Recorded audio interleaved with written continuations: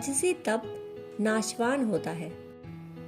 जैसे रावण तप करता है तो वरदान पाता है क्योंकि वो उसके तप का फल है, परंतु अंततः वो उसे नाश के मार्ग पर ही ले जाता है क्योंकि उसमें निहित भाव राजसी है।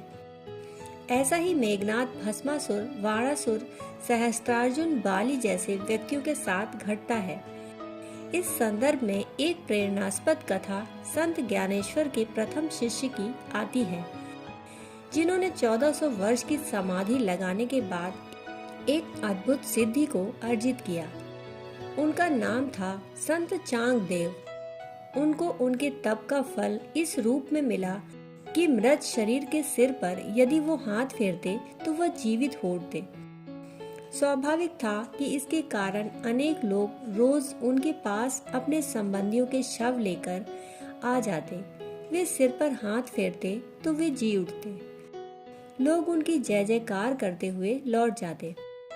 परिणाम स्वरूप उनका अहंकार चरम पर पहुंच गया। एक दिन वे ध्यान में बैठे थे।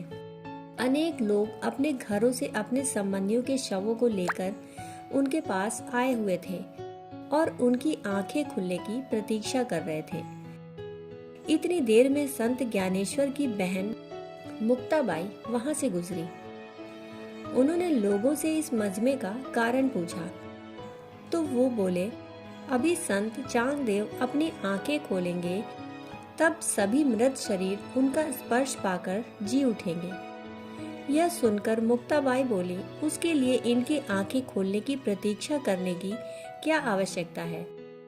मुक्ताबाई ने तुलसी दल लिया, सभी मृतकों के मुंह में डाला एवं उनके कान में कुछ मंत्र बोला तो सभी मृतक जी उठे। उस दिन जब चांगदेव की आंखें खुली तो उन्होंने देखा कि वहां पर एक भी मृतक नहीं है। उन्होंने अपने शिष्यों से इसका कारण पूछा तो उन्होंने मुक्ताबाई द्वारा किए गए चमत्कार के विषय में बताया। यह सुनकर चांगदेव के अहंकार को बड़ा आघात लगा। उन्हें लगा कि 8 वर्ष की बालिका के पास वह सिद्धि है जो उन्हें 1400 वर्ष की समाधि के बाद मिली। उन्होंने ध्यान लगाकर जानना चाहा कि यह सिद्धि प्राप्त कराने वाले महापुरुष कौन है। उन्हें आभास हुआ कि मुक्ताबाई संत ज्ञानेश्वर की बहन है और संत ज्ञानेश्वर ईश्वर के अवतार हैं।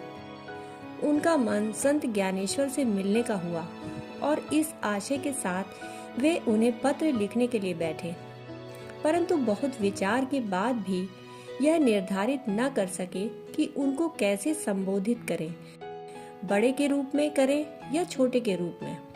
बहुत देर सोचने पर भी जब वे निर्धारण न कर सके तो उन्होंने एक कोरा कागज दूत के माध्यम से संत ज्ञानेश्वर को भिजवाया। संत ज्ञानेश्वर तो उसे देखकर कुछ नहीं बोले, परंतु मुक्ताबाई हंस दी।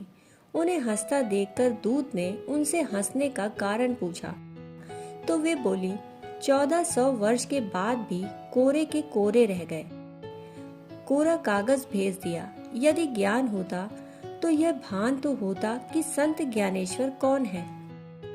यह सुनकर चांगदेव को और चोट पहुंची। उन्हें लगा कि अब मिलना जरूरी है। वे संत ज्ञानेश्वर से मिलने के लिए चल पड़े, परंतु अभी भी उनका अहंकार गया नहीं था। उन्हें लगा सामान्य तरीके से तो कोई भी जा सकता है, यह कैसे पता चलेगा कि मैं सिद्ध संत हूँ। यह सोचकर उन्होंने शेर की सवारी बनाई और सांप का चाबुक लिया। पीछे भीड़ जय जयकार करती चल पड़ी। जब चांगदेव और उनके शिष्य संत ज्ञानेश्वर के गांव पहुंचे तो वे अपने अहाते की मुंडेर पर बैठे थे। लोगों ने उनसे कहा, चांगदेव शेर पर चढ़कर आ रहे हैं, आप कैसे जाएंगे।